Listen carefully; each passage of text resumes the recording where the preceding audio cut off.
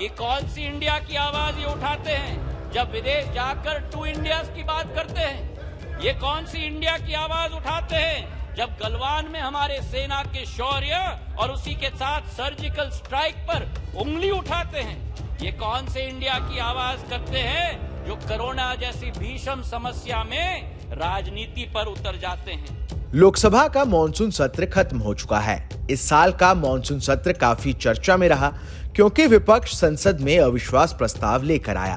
बहाली के बाद संसद में वापस लौटे राहुल गांधी ने भी इस प्रस्ताव पर भाषण दिया और बीजेपी पर कई संगीन आरोप लगाए। लेकिन इस सत्र का हाईलाइट रहा ज्योतिरादित्य सिंधिया का अपने दोस्त राहुल गांधी पर पलटवार। अविश्वास प्रस्ताव पर बोलते हुए राहुल के पुराने दोस्त सिंधिया का लोकसभा में कांग्रेस पर जमकर गुस्सा फूटा। सिंधिया ने राहुल गांधी को घेरते हुए कहा कि कोई राम की बात कर रहा है, कोई रावण की बात कर रहा है। अच्छा है कि आज धर्म की बहुत याद आई इनको। कोई जनेऊधारी है, कोई मंदिर की परिक्रमा कर रहे हैं, कोई यज्ञ आयोजित कर रहे हैं, कोई पार्टी तो अपने संकल्प पत्र में डाल रही है कि राम वनगमन पथ का हम संकल्प करते हैं। मैं इनको स्पष्ट रूप से बताना चाहता हूं कि ये मुखौटा नहीं चलेगा। 140 करोड़ जनता की आस्था और पीढ़ियों का सपना हमारे मर्यादा पुरुषोत्तम राम का भव्य मंदिर प्रधानमंत्री नरेंद्र मोदी बनवाने जा रहे हैं। आज इनको कहना चाहता हूं कि 2 बार आपको रिजेक्ट किया है, तीसरी बार भी प्रचंड बहुमत के साथ एनडीए की सरकार बनेगी। टेलीकॉम के सेक्टर में 12 नंबर से 2 नंबर, ये अरिथमेटिक इनएविटेबिलिटी नहीं है, ये सशक्त नेतृत्व और दक्षता पूर्ण सरकार का परिणाम है। मेरे सभापति महोदय, प्रधानमंत्री जी का संकल्प है कि तीसरी पारी में भारत वे वर्ल्ड क्लास इंफ्रास्ट्रक्चर गांव गांव तक हम पहुंचाएंगे, ये मोदी जी की गारंटी है। तो आज सभापति महोदय ये स्वच्छ इंडिया अभियान की बात कर रहे हैं। ये कहते हैं कि नफरत के बाजार में मोहब्बत का दुकान लाएंगे। इनका दुकान तो भ्रष्टाचार का दुकान है, झूठ का दुकान है, तुष्टीकरण का दुकान है, अहंकार का दुकान है। केवल का नाम दुकान का बदलते हैं, सामान वही है। राहत इंदारी जी के शब्द मुझे याद आते हैं कि नए किरदार आते जा रहे हैं मगर नाटक पुराना चल रहा है। मैं ये कहना चाहता हूं कि अधीर रंजन चौधरी जी ने स्वयं कहा कि ये मजबूरी का गठबंधन है। मैं उनको कोट करना चाहता हूं। उन्होंने एक इंटरव्यू में कहा था, अधीरदा ने, सबको लगा है कि इस समय जो मोदी शाह का जगरनॉट चलते हैं, सबको लगा है कि इस समय जो मोदी शाह के जगरनॉट चलते हैं, सबको एकजुट होना जरूरी है। ये मजबूरी है। पॉलिटिक्स में तो मजबूरी रहती है। आज ये अविश्वास प्रस्ताव इसलिए लेके आए हैं। मैं ये पूछना चाहता हूं कि कौन सी इंडिया की आवाज ये उठाते हैं जब विदेश जाकर टू इंडियाज की बात करते हैं।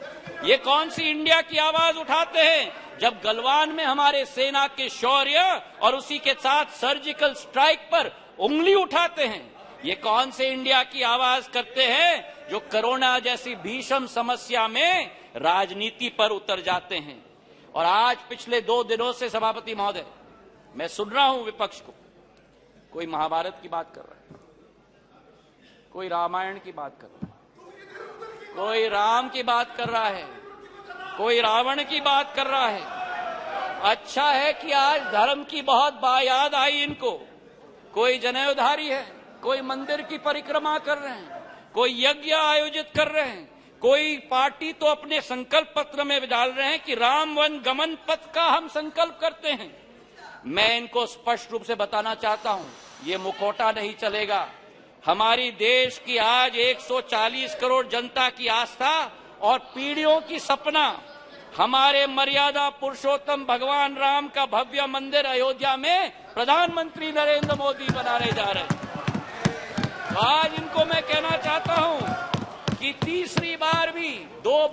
को रिजेक्ट किया है, तीसरी बार भी प्रचंड बहुमत के साथ एनडीए की सरकार यहां स्थापित होगी। जी धन्यवाद। पर प्रधानमंत्री नरेंद्र मोदी जी के नेतृत्व में भारत आज चल चुका है अमृत काल से शताब्दी काल के सफर पर।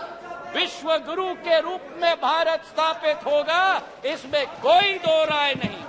और आप इस सत्य को अपने झूठ के साथ पराजित नहीं कर सकते।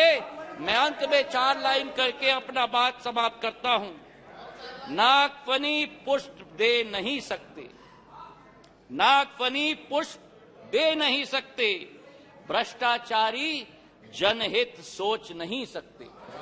नागफनी पुष्प ले नहीं सकते, भ्रष्टाचारी जनहित सोच नहीं सकते। आपातकाल लगाने वाले संविधान की रक्षा कर नहीं सकते। जनता विरोधी की जिनका रहा है इतिहास, कितने भी चेहरे बदल ले, कितने भी चेहरे बदल ले, जनता के हो नहीं सकते। जी धन्यवाद। ज्योतिरादित्य सिंधिया ने यह भी कहा कि विपक्ष को ना देश की चिंता है, ना पीएम के पद की चिंता है, ना राष्ट्रपति के पद की चिंता है। इनको तो केवल अपनी हैसियत की चिंता है।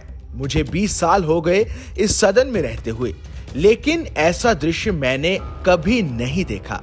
जिस तरह का शब्द पीएम मोदी के लिए इस्तेमाल किया गया है, इसके लिए इन्हें देश से माफी मांगनी चाहिए। वहीं सिंधिया जब सदन में बोल रहे थे, तब विपक्षी सांसदों ने सदन से वॉकआउट कर दिया। Bureau report, team news nation.